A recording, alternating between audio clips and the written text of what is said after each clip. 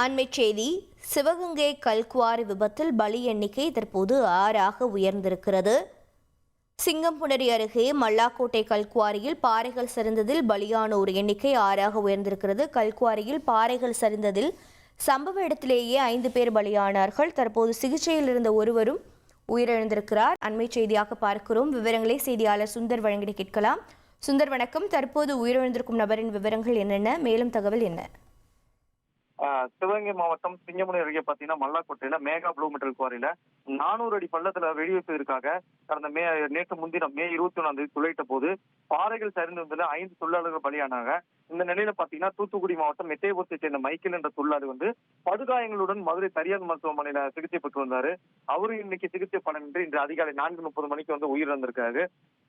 இந்த சம்பவம் பாத்தீங்கன்னா 4 பேரோட உடல் மீட்கப்பட்ட நிலையில பொக்லை இயந்திரத்துடன் அஜித் உடல் பாறைக்குள்ள சிக்கி கொண்டதால் மீட்பதில் பெரிய சிக்கல் ஏற்பட்டுச்சு.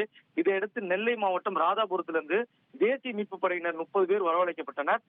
இரவு நேரமானதால கைவிடப்பட்டு மீண்டும் நேற்று காலை ஆய்வாளர் கலையரசன் தலைமையில 30 பேர் கொண்ட குழு போராடி உடலை மீட்டாங்க. அவங்களோட உடல் கூறு அரசு மருத்துவமனைக்கு கைப்பட்டது.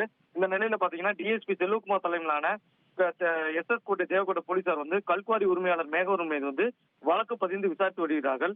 இதனிடையே சென்னையில் இருந்து வந்த மகேஷ் தட்லா தலைமையிலான சுரங்கத்துறை அதிகாரிகளும் கல்குவாரியில் விதிமுறைகள் குறித்து இருக்கிறதா என்பது குறித்து ஆய்வு செய்தனர். மேலும் பாத்தீங்கன்னா வருவாய்த்துறையிலிருந்து குறிக்கப்பட்டிருக்கிற சர்வேல தான் நடக்கிறது என்று ஆய்வு சொன்னாங்க.